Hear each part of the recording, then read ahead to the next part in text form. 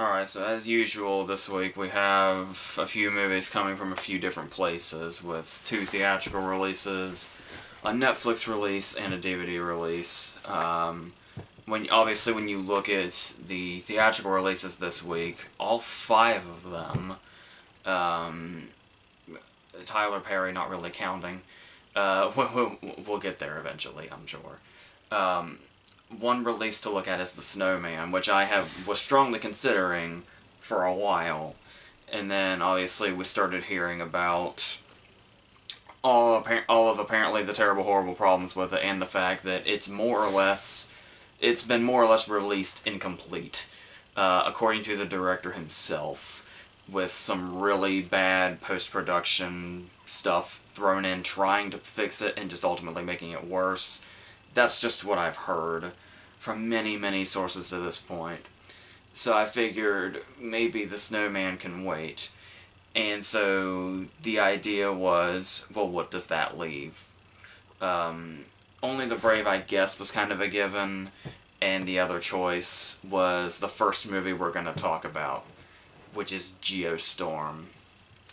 And basically deciding on going to Geostorm today basically stemmed from, well, what's the absolute worst that could happen? Maybe, best case scenario, it's sort of like brings back memories of the disaster movies from the 90s, which were obviously cheesy and not particularly great most of the time, but still had enough quality in them to be really entertaining and easy to get through.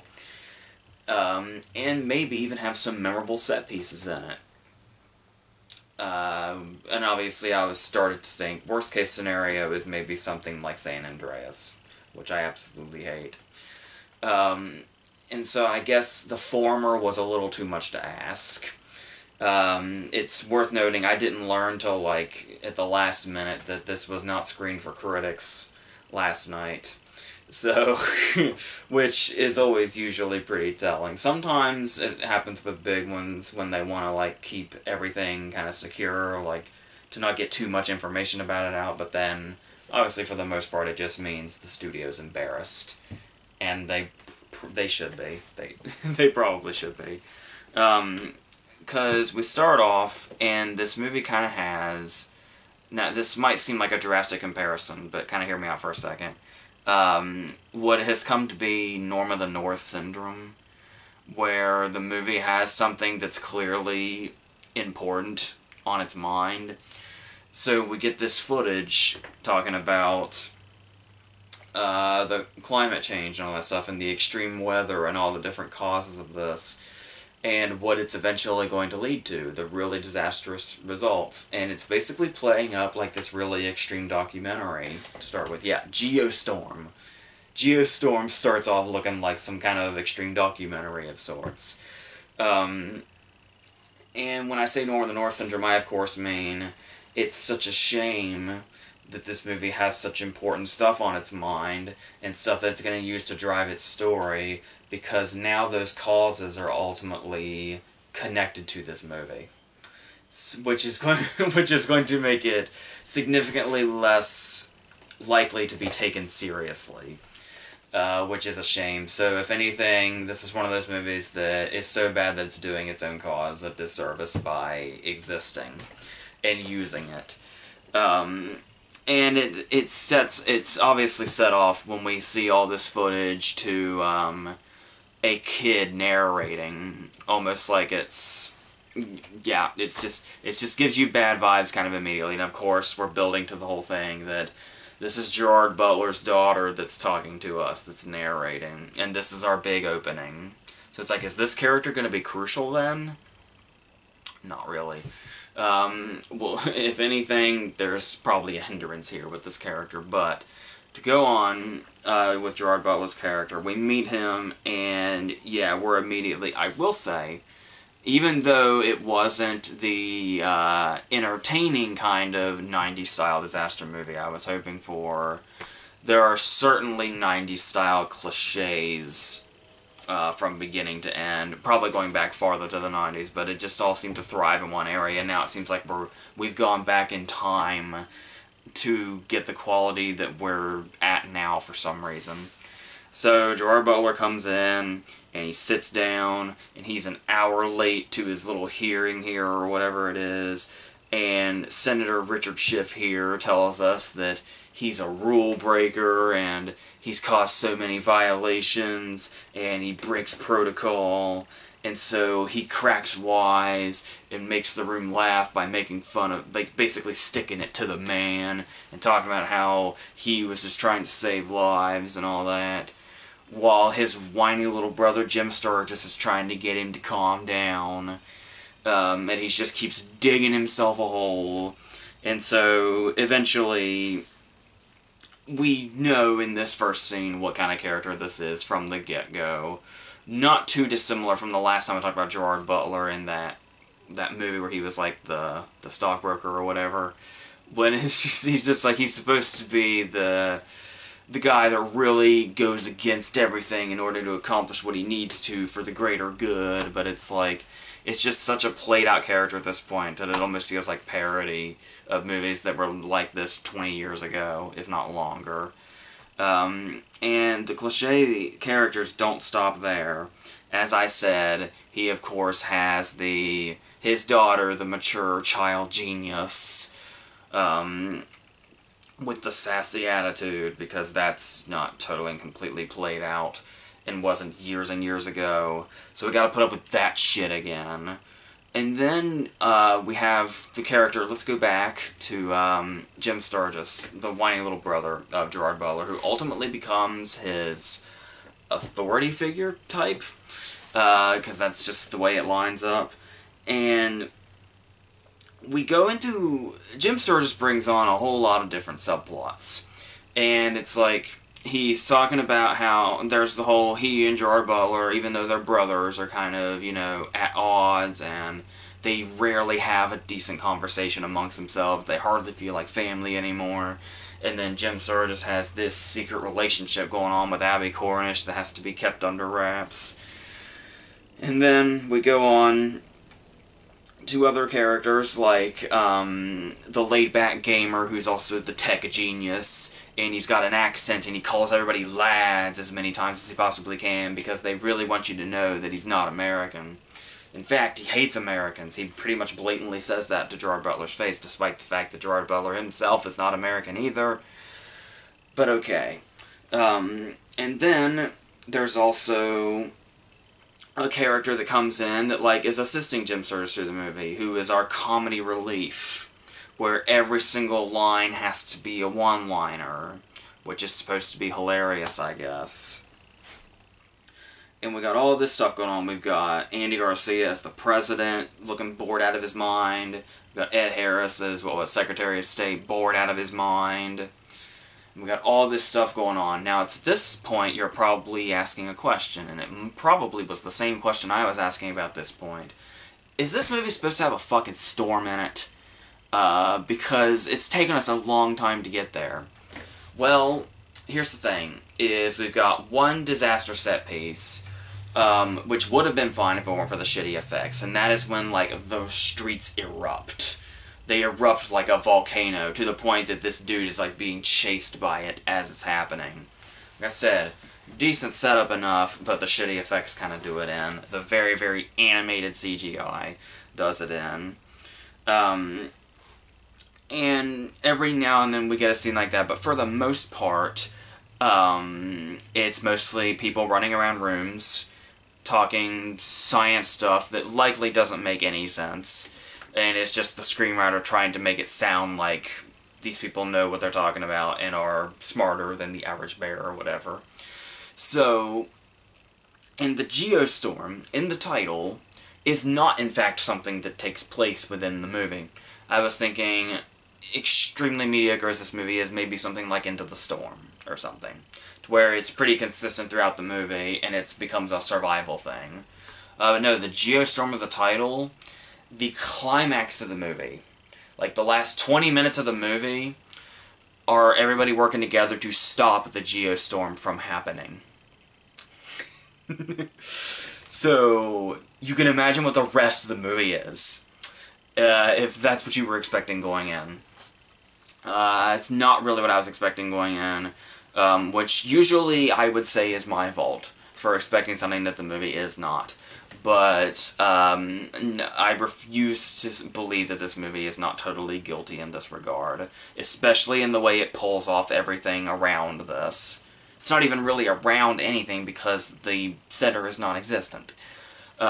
So, what we have here is Gerard Butler's going to go up into space while Jim Sturgis stays down here.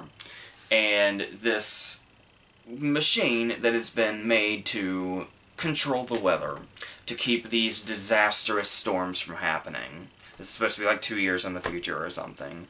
Where once the tornadoes and the hurricanes and all that stuff really started to take off, we developed a machine in space to control the weather to keep that shit from going down. So, that thing appears to have been commandeered. Yes.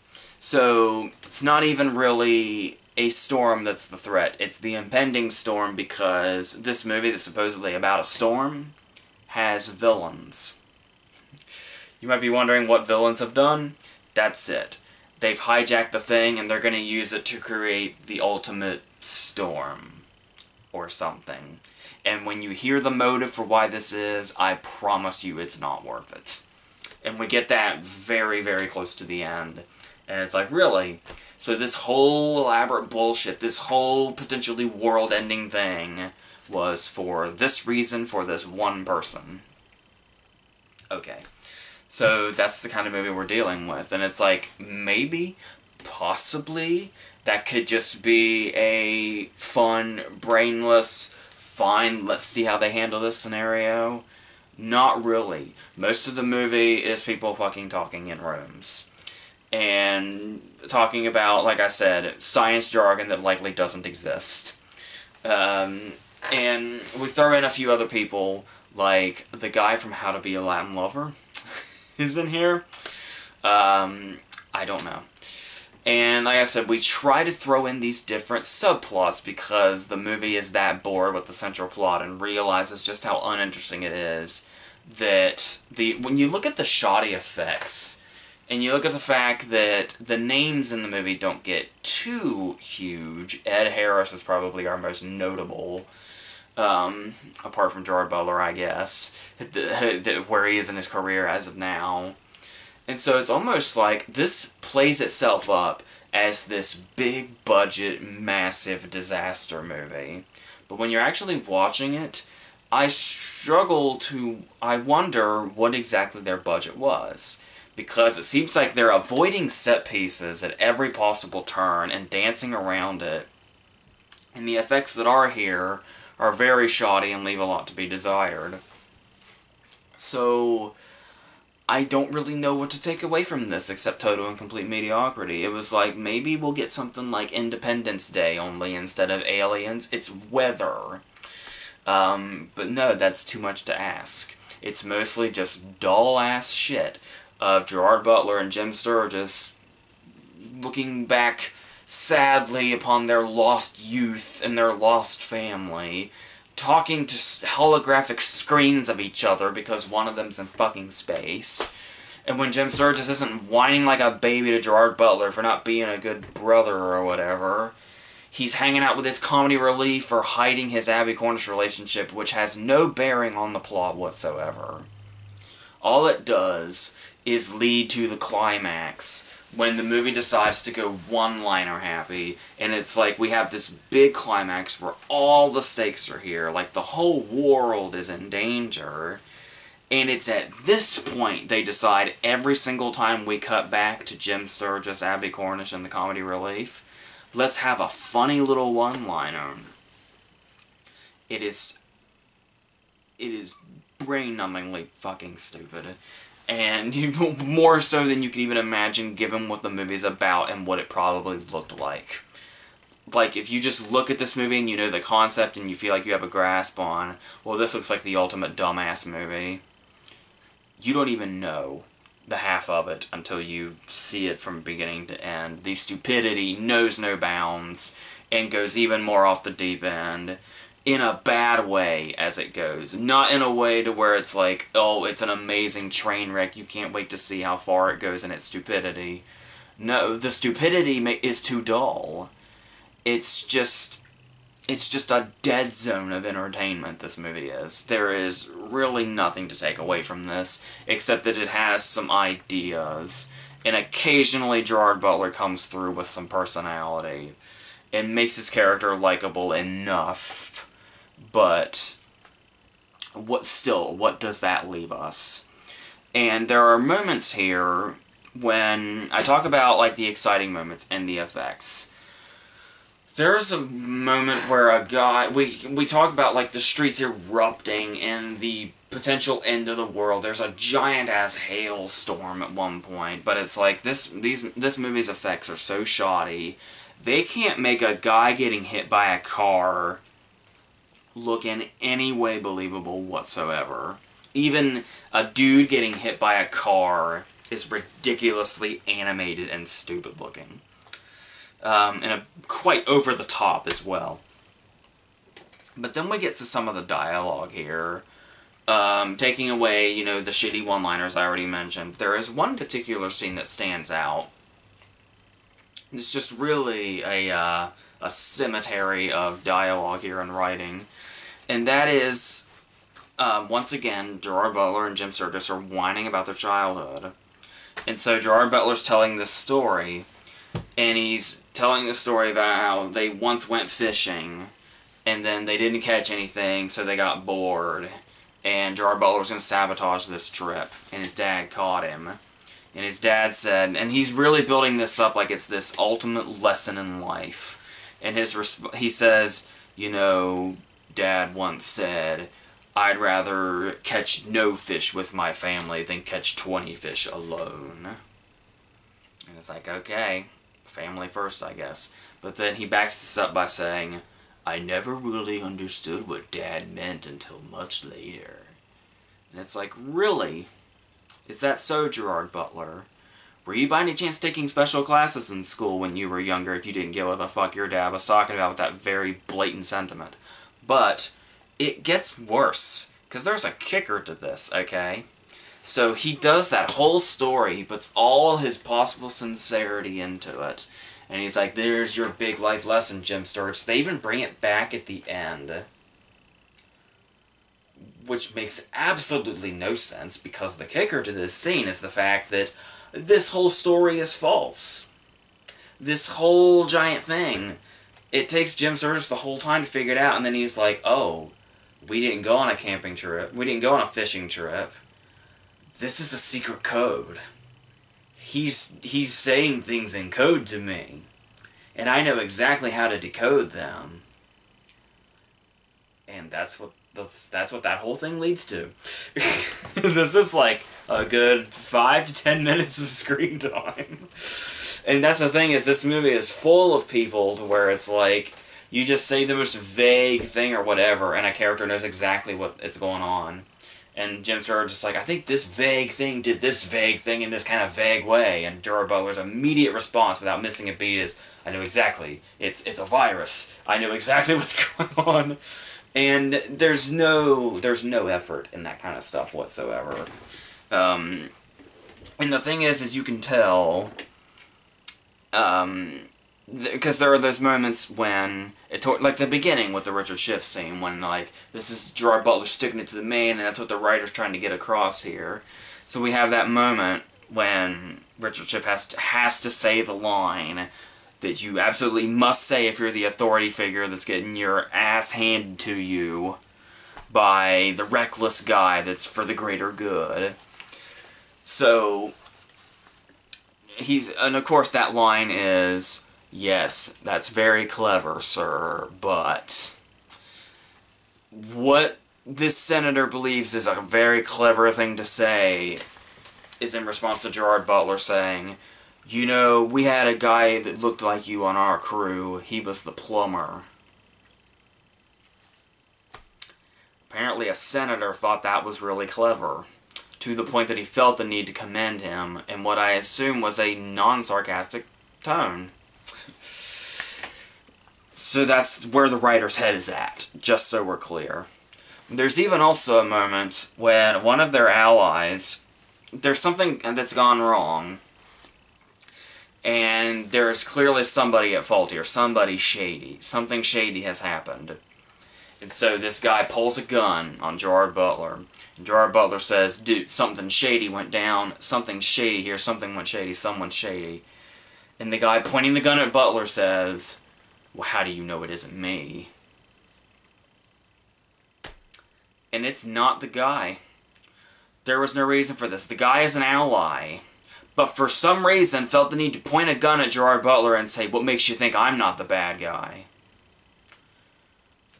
And the dude's just not. They just go, he just says, because I know it's not you. And the guy's like, okay.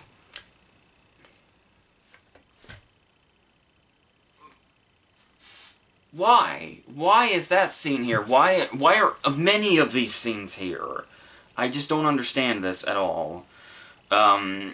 So, yes, and then like I said, it actually gets dumber as it progresses. And once it starts going in these really obvious directions, there's hardly a payoff.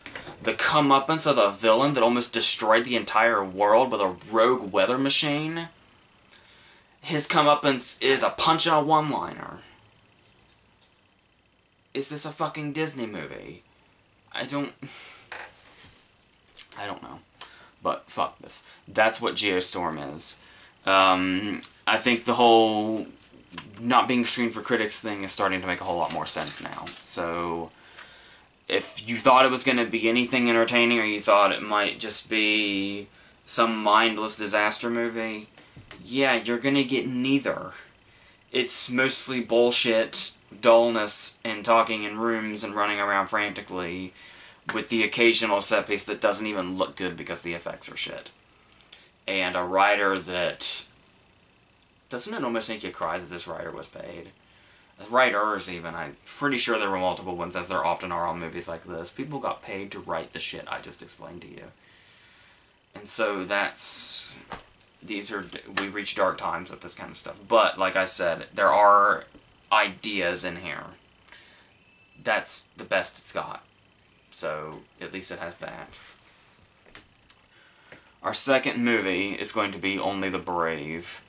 I wasn't really quite sure what I was getting into here. The more I started to hear about it, the more I was kind of intrigued, because it started to sound kind of like it would be this year's Deepwater Horizon.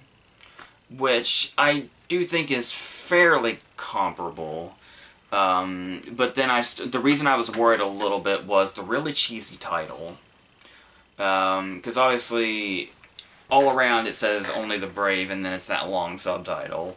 But in the movie itself, it just says Only the Brave. So, but even so, that's still a title that's just like... I was starting to think more along the lines of, is this going to be less Deepwater Horizon and more like The 33? Remember The 33 with Antonio Banderas when they were like the miners that got stuck? And it was like that movie was just so... That movie was just such a drag. And just really a slog to get through. And really tried to push its cheesiness and basically just because this is a true story, you must feel. We're not going to do any of the work. The fact that it exists in real life is doing all the work for us. But no, it is much more in that Deepwater Horizon territory. Where we have these dudes where they go out there with the big forest fires, but the thing is that they're basically like the backup guys. Because they're the dudes, the hot shots, who are the, have more authority and are the ones that go out first. And as the guy explains it to Brolin's face, their job is to stay in the back and mop up their shit. And so that's what they're stuck with. And then there's another plot going on simultaneously with Miles Teller, who is a drug addict, who has found out that somebody he had a brief relationship with is now pregnant with his child. So he's got to quit the drugs after he's been arrested again. He's got to quit the drugs and he's got to find a job and he's got to support this unborn child. So he decides he's going to join Brolin's crew, and then we collide. And there's also a lot of Ladder 49. You can probably get that in there as well. And, Backdraft, clearly. Just outdoors. And there's familiar faces all around. There's Taylor Kitsch, Jennifer Connelly is Brolin's wife, Andy McDowell and Jeff Bridges Bridges is like that kind of warm authority figure that's just kind of in the background, mostly behind a desk, and just takes calls, but he does bring enough to this to bring a warmth of the character and reliability to when things are getting darker. And so the first thing I want to bring up before anything else is the fact that it is really a shame. It is really, really a shame that Brolin is not in the Oscar conversation. Because I imagine this movie is a bit too kind of... I mean, they're really, really promoting this movie, but I imagine it's just kind of not high profile enough when you look at the stuff that's in contention and the names that are being thrown around. Because Brolin has a lot to do in this movie, and he is the one... Miles Teller's the one that gets the big arc, but Brolin's the one that always feels front and center. And with this, he has so much to bring here. Like, he has to be the guy... Obviously, he's the head of the group, so he's got to be, like, really hardcore. He's got to basically take them through the boot camp of this kind of thing. When they ultimately become the hotshots they aspire to be, which is their actual title. It's I wasn't aware of that until the movie kept saying it, and I was, oh, okay, that's an actual thing. They're not just calling themselves that. And so it goes on, and not only is Brolin like the hardcore, will put you in your place type, and the you gotta do what I say, or you're gonna get your ass beat kind of guy.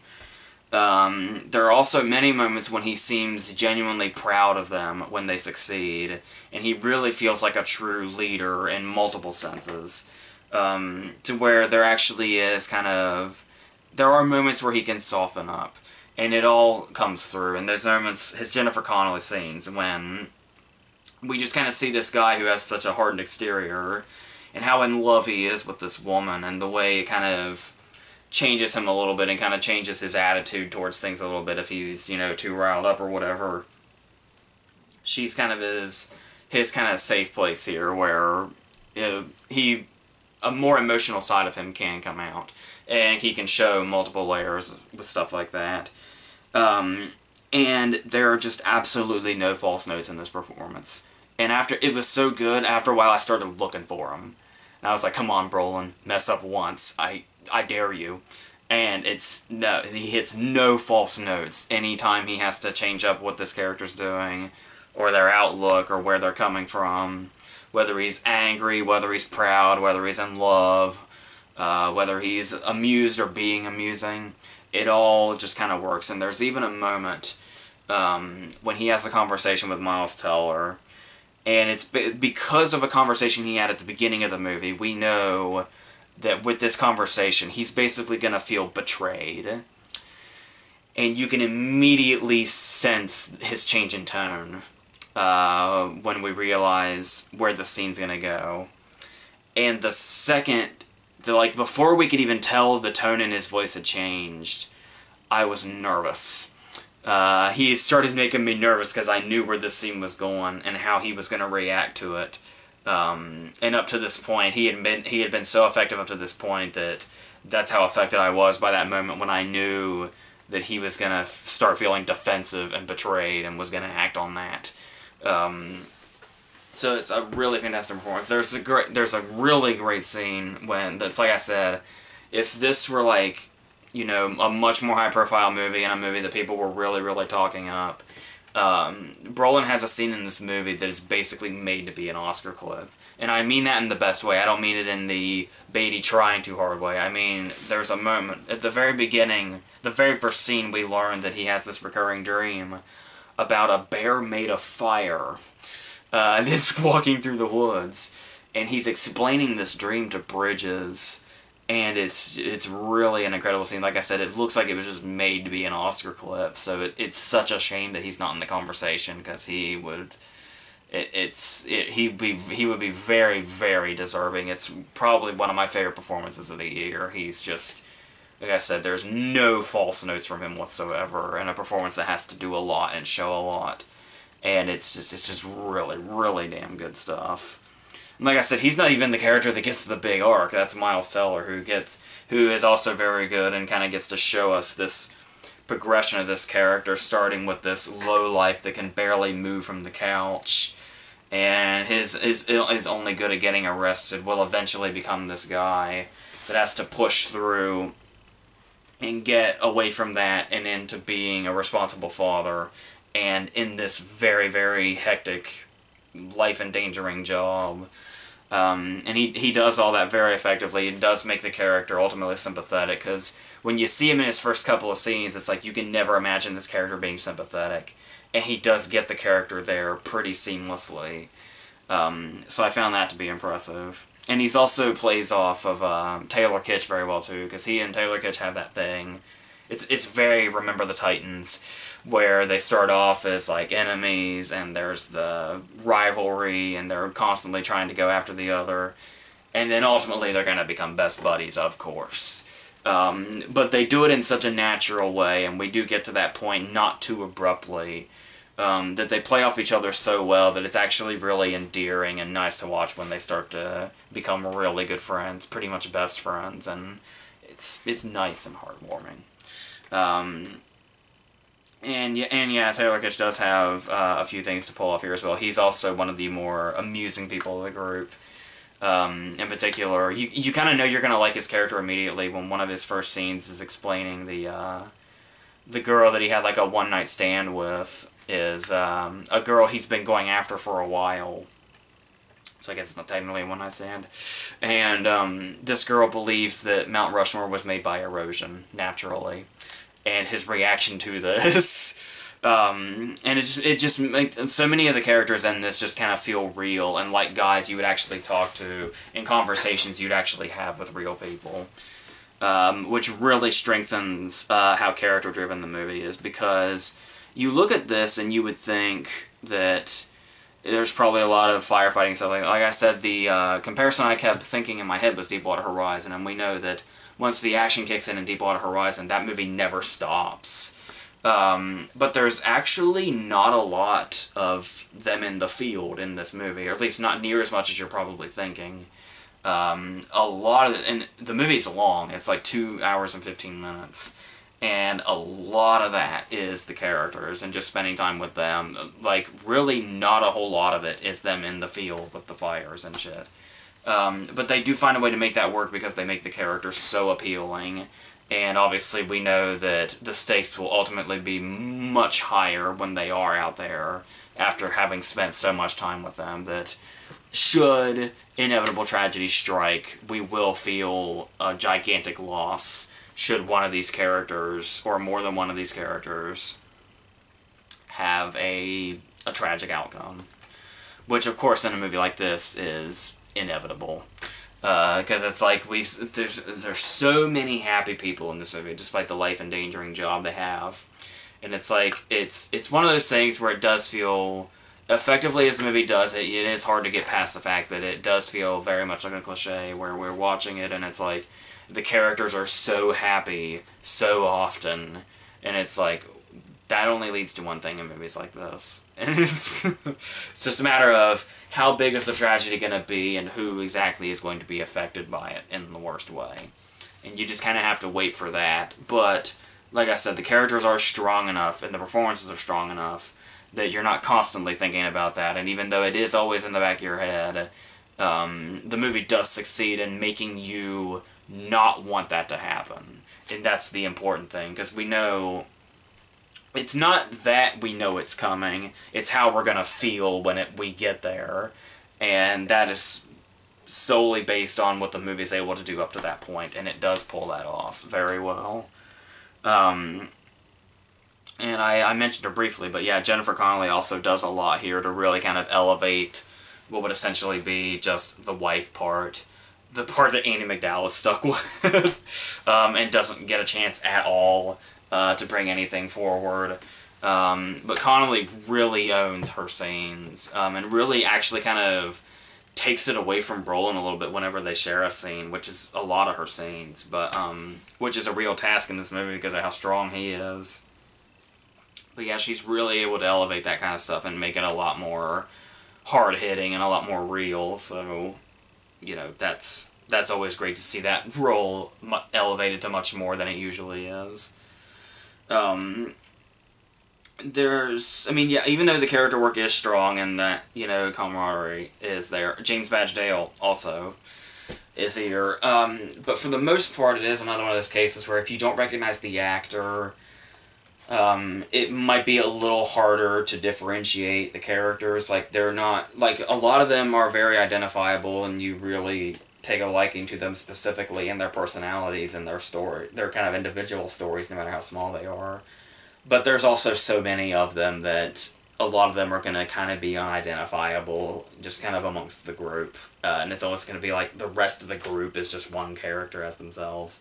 So that might be unappealing to some people, but I mean, at the same time, the movie would have to be pretty bloated for us to get like a real glimpse of all those guys.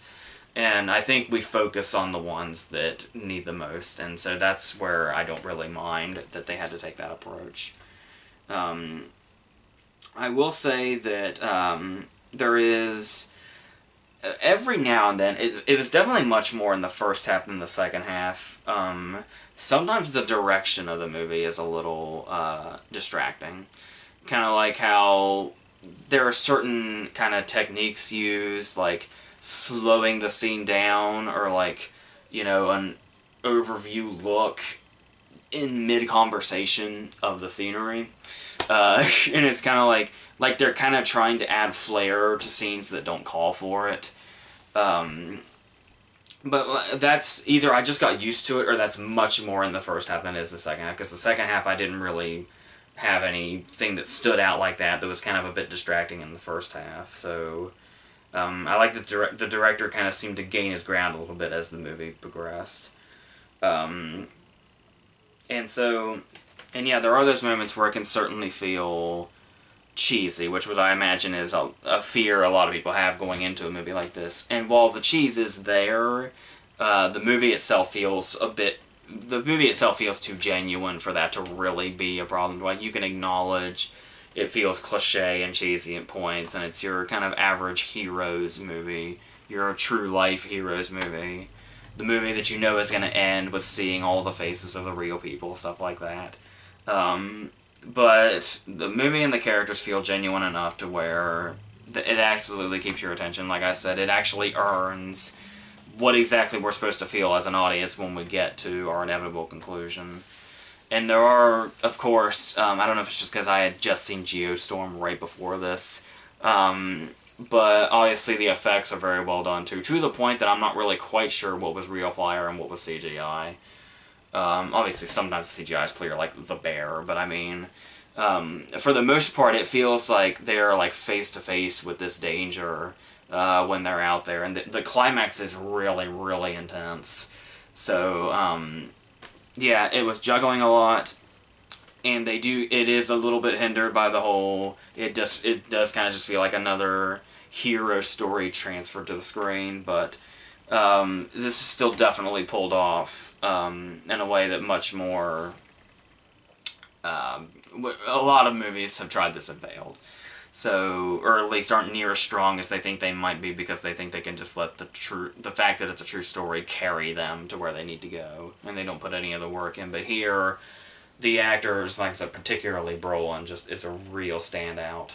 Really make these characters come to life and make it feel like very genuine, to the point that, as I've been saying, all those emotions are earned, so that's great.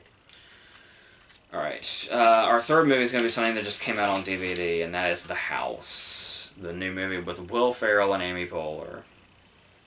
Much as I love Amy Poehler, you can imagine how so incredibly excited I was about yet another Will Ferrell movie where he gets to do his Will Ferrell thing for a Will Ferrell hour and a half.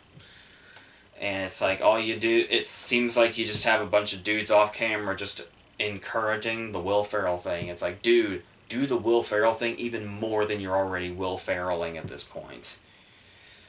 But this time, they decide that they can't afford to send their daughter to college because Nick Kroll is a douchebag. Not like he was literally in Sausage Party, but here, where he's basically the head of the town, and he's like, yeah, we're gonna give you guys, the town is gonna get money together and give you guys money so your daughter can go to college. But we've changed our minds because we'd rather put a pool in. So you're not getting that money. So they basically go to their friend who has a gambling problem and decide to open up a casino in his house. And naturally things get out of hand. So this is another movie where sloppy improv and being generally obnoxious basically are supposed to be passed off as the beginning and end of what is funny in the world. And you can tell it's like scenes just kind of go on, and you can tell, I'm sure the director was very pleased of just letting these actors just go on without cutting them off, because whenever they're Will Ferrell and Amy Poehler, they are very accomplished, so everything that comes out of their mouth must be comedy gold and must be on camera. So let's do that. So we do get that for a while, and there are a lot of things that it just seems to dwell on. There is a scene, that's the scene when she finds out she's been accepted into the college at the beginning, and the movie literally resorts to having, you think I'm exaggerating, but no, the movie actually resorts in one of the beginning scenes to just having Will Ferrell get right up in the camera's face and scream. That pretty much says everything about what he's been doing for the past decade. Just in one moment that lasts for like 10-15 seconds. Just him right in the camera's face screaming.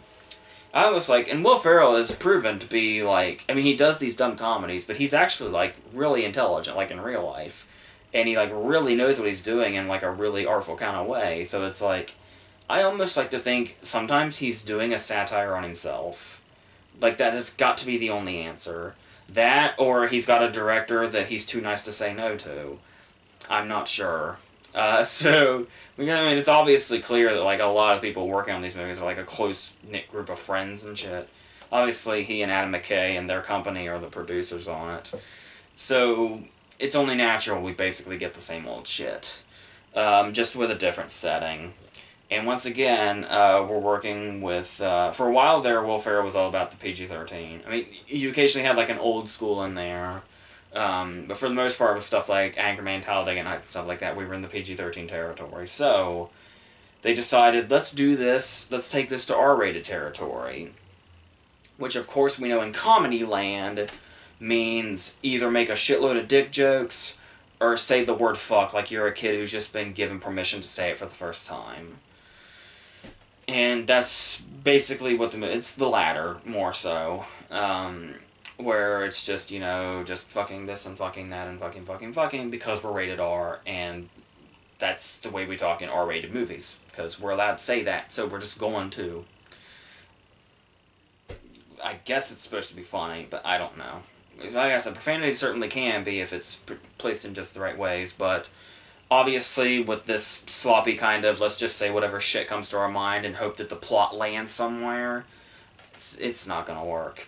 And then, this movie has such a thin premise. I mean, clearly you can tell by the description. They can't get their daughter's tuition, so they open a casino in their house. What all can you do with this? So the movie's very unfocused in what it wants to do, and eventually turns into kind of a Fight Club thing. And the thing here is that we have this very long scene. A lot of time is devoted to this. To when they're doing the casino thing, and people from the neighborhood are around, and all is well and good, and then they get into a fight over a potluck. And so they start betting on who's going to win this fight, and we watch these girls just beat the holy shit out of each other. And it's like, after a while, where's the comedy? Actually, not even after a while. Like, after you get past the whole concept of, like, imagine somebody in, like, a writing room without putting anything on paper saying, let's, like, imagine, like, two women who are, like, practically soccer moms fighting in a really bloody Fight Club style over a potluck. Isn't that humorous? And you can say, yeah, that's a humorous idea. To say once. To say once. Not even see once. So, after about 3 minutes of a very bloody fist fight between these two women, you find yourself asking, where is the comedy now? Like, what is the movie even doing now? And like, what is this going to lead to? The answer, obviously, is fucking nothing. But the thing here is, they try to continue on this, and then they decide, they thought it was really funny when she punched the other girl and the blood flew out of her mouth. We're back in fucking Goon territory to where it's like, well, that's out of fucking nowhere. Just sudden, like, blood-drenched, just right in the middle of this comedy. In Goon, it kind of made sense because they were playing hockey, obviously. But here? I don't know. Because, as you can probably guess, when I talk about over-the-top blood and the concept of the movie, yes, you can imagine that they get the idea of, we need to make ourselves known, we need to let people know we're not fucking around, so what are we gonna do? And he says we can be like De Niro in Casino and make our presence known. And well, when you watch what he does and what his idea is, I think he means Pesci in Casino. But whatever. So, they start doing this thing when they're going to take a guy in the back and they're going to torture him, like Pesci would in Casino, for instance. They even got a vice. So they play this up for a while, and eventually they, like, cut off a finger, but the cut off finger leads to a Kill Bill-style fountain of blood. And you're like, okay, I kind of get where the idea would be funny. You see a trend here? Where the idea would be funny to where it's like, it's a comedy about them just opening a regular casino in their house. Like, it's very unprofessional, very kind of bare bones. It's just like, let's just invite some people over from the neighborhood and we'll have a casino. And there is a funny idea here to where it's like, what if this casino was run like the Scorsese movie with Pesci's character? Like, there's certainly a funny idea here, but then a lot of this is bogged down by the endless talking back and forth before they do anything like this, where it's like, oh, is this a good idea? I don't know. Is this, this is a bad idea? I don't know. And this goes on and on and on and fucking on until they accidentally chop off a finger and do the whole bloodshed thing. And it's like, it's way over the top to be fitting to the premise. Like, I get to where maybe the fact that it doesn't fit is what's supposed to be funny. But the problem is that the movie keeps going on this, not to mention they already did it with the Fight Club bullshit. So the movie keeps playing on this, and then after this happens, Will Ferrell starts to have hallucinations about severed fingers and blood and shit. And then when this is happening, it's kind of like, okay, the Fight Club thing, fine. The casino thing, fine. But Will Ferrell's hallucinations of severed body parts, what is this movie anymore? Do they know? Do they have any idea whatsoever? Once again, it just really brings forward the fact that this was a bare-bones, paper-thin premise that they had no idea what they were going to do with once they had already started on it. And they knew once they started, they had to see it through. And they realized halfway through, wow, we just have fucking nothing to do with this. What in God's name? We can't even focus on the movie anymore. Let's do this weird shit. Let's go on the gore aspect since we introduced that. And just keep going in that direction. I don't know. So, it's not completely devoid of laughs. There's one particular moment towards the end that I thought, I would say this is a surprise, but I guess there's nothing to give away because this person's in the credits. He's the "and" credit. But the way the joke plays out and his appearance, like how brief it is, I assumed this was a cameo until I saw the credits. I didn't know he was in it. But of course, their casino-like tactics bring about this crime boss of sorts that's Jeremy Renner. And they really build him up before he appears. Even when he does appear, they kind of build him up like he's a huge, huge deal. You can kind of see where this joke is going. Where we get an actor as big and recognizable as Jeremy Renner, and we build him up like he's going to be a really, really big deal. And he's in the movie for like 30 seconds. And it's like, what they did with that, I get the joke there, and it's funny. It is, and I don't know that the execution entirely works, but certainly the idea of the build-up and then for a very brief screen time is a funny idea. It's been done before, but still, just the fact that they decided on Jeremy Renner and the way they played it up, and when he appears in the movie, I think ultimately the joke more or less did work in their favor. And then there's one line I like towards the very end when there is a blatant "What About Bob" reference, which I may be biased towards because it's one of my favorite comedies ever. But it's the follow-up to that when Nick Kroll just screams, "Am I the only one that doesn't get Bill Murray?" in just complete frustration and anger.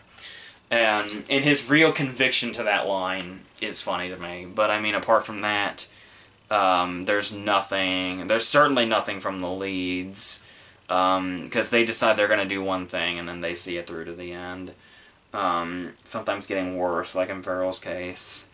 And once again, the premise is so paper thin that this is one of those movies where they're struggling so hard for a feature-length runtime that the movie has a gag reel, but it's one of those cases where the gag reel is not even during the credits. We get the movie, then the gag reel, then the credits. So you can just kind of tell how much this movie was trying to wheeze and drag itself to a legitimate runtime, and it barely got there, but, yeah, it's just, I mean, this is just a real problem with comedies lately, is it's like people come up with a premise, and they get their actors in place, and they think they're done. But then it's like you can see the moment where they get halfway through the script, and they're like, oh shit, we have nothing else to go on. And that just sucks. So that's, I really didn't, I guess feeling about Farrell the way that I do, I didn't get anything unexpected out of this, but I don't know, the bloodshed kind of was, but it's like, I don't know. It just felt like they were constantly running out of ideas, which, like I said, is becoming an ever-growing problem in comedies like this, and they really need to get that shit sorted out before comedy starts getting a bad name. Our last movie is going to be a movie that Netflix put out today, which is 1922. Because we're very much in the Stephen King adaptations this year, after Gerald's Game, It, and The Dark Tower. Obviously, we're very much varying on the quality here. So, our story revolves around Thomas Jane as a dude who, in the year 1922, has a wife who is Molly Parker and a son, Henry. And they are on this land that they own, but obviously Molly Parker owns her own section of it, but she wants to get rid of it because she doesn't want to live here. She'd rather go off somewhere else. And Thomas Jane thinks this is a very bad idea, and they need this land for particularly financial gain, among many other things. So there's a clash here, and basically the movie turns into Killer Joe. Like, period piece, Killer Joe. He goes to his son and he says, you know what? We need to kill your mom. And it's like, we need to get her portion of the stuff. We'll hide it. We'll do all that stuff. And it takes a little bit to get there, but I mean, basically the plot is that this takes place, and it's the aftermath that's the real story. When he may or may not start to feel a bit haunted by what he does, what he has done. And this movie definitely feels a little different than a lot of the Netflix stuff we've been seeing. Particularly, like, if you look at Gerald's Game, for instance, you realize that when Netflix takes this approach, it's like Netflix knows it's kind of for the small screen. They've been putting their stuff out theatrically, you know, occasionally if the movie calls for it. But for the most part, they realize they're kind of a TV platform specifically, so oftentimes their original movies will be very kind of small in scale. Or like in Gerald's Game's case, like almost one, you know, place. Or they have a very independent feel to them. And while 1922 doesn't feel like it has a big budget, just the way that it's shot and presented makes it feel very vast. Like, the way they show the landscapes and all that makes the movie feel a bit bigger than just the TV platform, which I really appreciated. And so we used this backdrop, and this is where most of it takes place, and it really kind of takes the fact that that's the title of the movie and kind of uses the setting around it to really bring a certain atmosphere to this movie that's kind of unique to it, especially in horror movies. especially lately. And obviously this movie really, obviously it's very well done technically, but what this really hinges on is Thomas Jane's performance. And we know that he's had success with King in the past with The Mist. And he really brings it here. This is if you can get, it depends on your threshold for the whole kind of, you know, hick way of speaking. But I mean, he's really damn good in this, and really sells everything he's got to do. Because this is a guy that's like, this is a guy that's very deeply troubled, but on his exterior you would never notice it. He hides it very well, but this guy has got some dark shit that goes on in his head. And the way he's able to kind of play that off in such a rational way to Henry, how this needs to happen.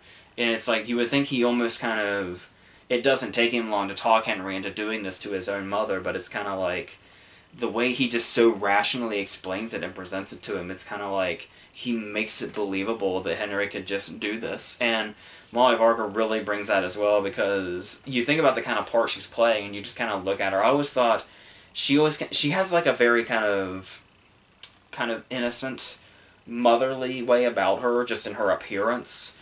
But that does not stop her from really taking on this role and taking it in the places that it needs to go. She very quickly becomes an overbearing type, and the dinner scene, for instance, she really shows off that this character isn't necessarily morally above the other characters around her that we already know where they stand. And then there is a later scene when she's like being very drunk and perverse on the front porch, and it's like we really see a side of her to where we really see this dark side that Jane's character has seen in her, likely over the years, to where he comes to this conclusion that this task will not be very hard for him, regardless of this being his wife and the mother of his child. So I thought that was really impressive on all their accounts, and obviously the kid playing Henry as well, to where it's like, it seems to be hard to kind of find young actors to put in parts that are this crucial without them coming off a bit inexperienced, if they're an actor that you haven't seen in very much. And I think he really kind of took on this part and made it to where, like I said, he doesn't come off in that inexperienced way. I think actors that it seems like it's one of their first movies. I'm not quite sure who this actor is off the top of my head. Maybe I've seen him stuff before, maybe it's his first thing. I'm really not quite sure. I didn't have time to research that before I did this. But for what he's able to do, for an actor I don't really recognize offhand, he does very well. If there's one problem I have with stuff like this, it would be the fact that, I don't know if it's the actress or her performance or the writing or what it is, but Shannon, Henry's girlfriend, and they go on, and how their story kind of takes a bit of a subplot. I kind of feel like she felt almost a little too modern. Like I said, I don't know if it was her speech or her dialogue or her voice or exactly what it was. But she seemed a bit too out of place in some moments, like with her deliveries or whatever. But for the most part, it wasn't too distracting because of everything. She's such a small character in the whole grand scheme of things, so there is that. Another person in this is Neil McDonough as her dad, who also has some very strong moments here. He kind of seems like he's just going to kind of be a background character for a while there, but he does get a couple of moments to shine, to where he does in just enough of a subtle way to where I liked what he was bringing to the table. And so, the thing you'll notice throughout this movie is there's usually one particular thing, or like one particular fear that we kind of grasp onto with a King story. In this case, it's rats. I'm not really sure the chronological order in regards to this story and Graveyard Shift. I'm thinking Graveyard Shift is much older, maybe that's just because the movie's much older as well, but obviously I think the focus on rats was much more effective in this story and used much more, because with Graveyard Shift it was like, the fact that the rats were there and that they exist is the scary thing, and that's kind of what their threat is. But here, there's like a whole new thing going on with the rats here and what they kind of symbolize. And it's definitely kind of a much more like that, the exploration of that fear, and the way it's used in kind of multiple ways here. Like there's even those moments where we like see rats in the background of scenes where Jane's not even like, we're, I guess we're under the assumption he's hallucinating them, or hallucinating more than there are. But then there are those moments when he'll be like in public and he's not even remotely alone, and we'll see like a rat like right in the background next to him, and it's that question of whether or not it's a hallucination or whether this is really there and all that, and how, basically how this guy is feeling haunted by all this. And the movie really shows that stuff off well without really having to show us a whole lot, because it's able to do that unsettling feel, with, like I said, without really having to do anything too blatant. It's mostly just like knowing what we know and then just lingering inside the empty house is all this movie needs to do to creep us out. And it's only in those moments when we see like a bunch of rats, or we see Molly Parker reappear or something, makes those scenes even more effective, when they would seem like just kind of a tired cliche in any other movie if they just kind of kept where they were there constantly. But it's always just in just the right moments and in not a very in-your-face way that they come back. They do occasionally go for the gross out. The image of the rat in the mouth is something I kind of wish I had never seen, but now I will probably never forget, so thank you for that. But then it's also, and not just, the score also really helps in causing that unsettling feel as well, so, I do really like what they did with all that, and like I said, the way that they kind of linger on stuff without really showing us a whole lot makes it all the more effective when we do see something that would be considered scary or whatever. Like I said, another movie feels like they play their cards too early or too much and just want to keep showing us this stuff, but I like the way it's really able to hold back on that stuff and really show it at just the right time to get that desired effect. So, then there is, and just the way that it also, it's only an hour and 42 minutes, but the way it covers a lot of time to where you actually kind of feel the long time span that it captures without the movie itself having to be long, I think really took some talent. And the whole, the Henry and Shannon subplot, the more that went on, kind of feels like it could have gone on and been like its own thing and like really bloated the runtime. But I loved the way that was handled, to where we get everything we need to in that subplot without having to leave where we are, without having to feel like we're going off on a different path. I thought that was really expertly handled, so yes, overall I thought this was very effective in what it was without having, like I said, feeling grand, especially from like a perspective of other Netflix movies and the Netflix format. While not having to, like, really lengthen itself or really try to be big in any particular way. So, yeah, it kind of does the grand and the minimalist thing kind of at the same time, which really makes it appealing in an interesting and unique way. And like I said, it's really held together by Jane's amazing performance, so yeah, that's two lead actor performances this week that are just fantastic, so that was great. So yes, very good stuff there. That's, I believe, it for this week. Obviously, there's going to be another Versus tomorrow, and then we only have 2 of those left for this month.